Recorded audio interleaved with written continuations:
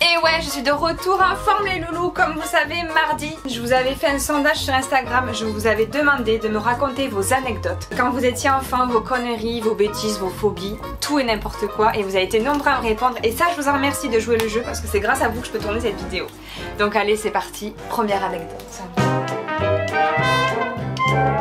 Mon frère a failli mettre le feu dans la voiture avec l'allume-cigare. Putain, mais quelle connerie on peut... Mais oui, sans doute, il devait pas savoir ce que c'était ton frère, un allume-cigare.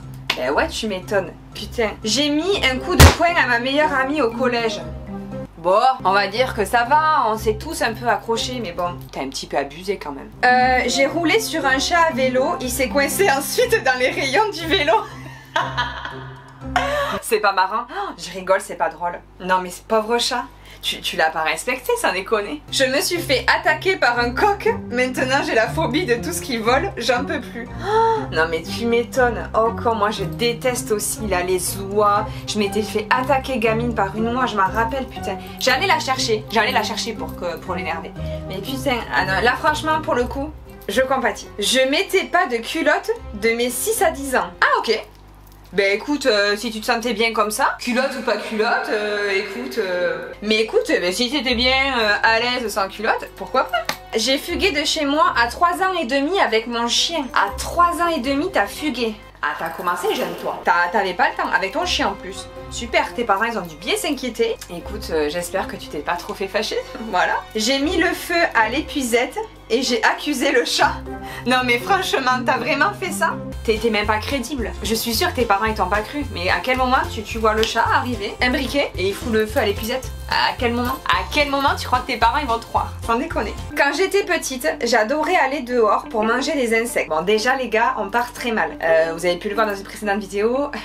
Les insectes et moi ça fait 0. Et j'avais une rivière à côté de chez moi où il y avait des mini crevettes. Et je les mangeais en cachette. Mais what the fuck? On te donnait pas à manger sans déconner. Elle mangeait des insectes et des mini crevettes. Bon mais écoute, j'espère que ça s'est arrangé pour toi. Quand j'avais 4 ans, mon cousin de 5 ans a eu l'idée de me prendre par la main et de m'amener au stade de football du village.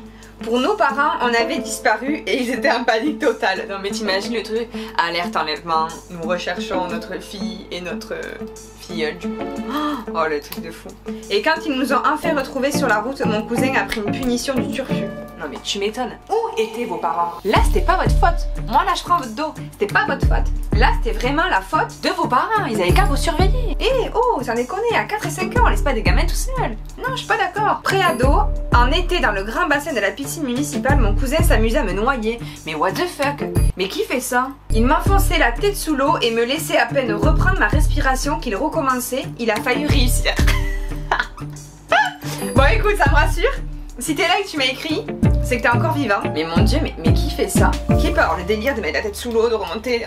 Apparemment, j'ai chié partout sur les murs d'une salle d'attente. Je précise, j'étais un bébé et malade. Vous voyez pourquoi moi j'appréhende d'avoir un enfant un jour? Moi, quand mon chien déjà il chie dans la baraque, j'ai les sueurs au front, je suis vraiment pas bien. Là, si mon bébé il me chie sur les murs, déjà à quel moment tu peux chier sur les murs? On te tenait dans les bras et ça giclait partout.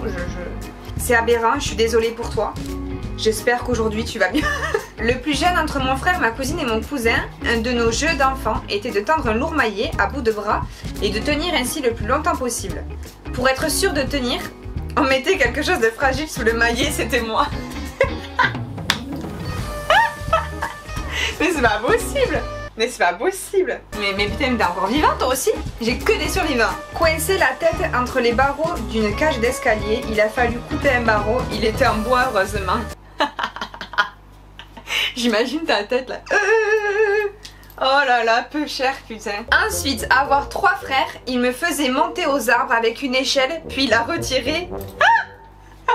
Ah j'imagine trop. Ça par contre ça devait être marrant. Bon là j'imagine ça durerait pas trop longtemps. T'imagines là tes frères ils te font monter en haut d'un arbre avec l'échelle au calme et t'enlèves l'échelle. Et toi t'es là.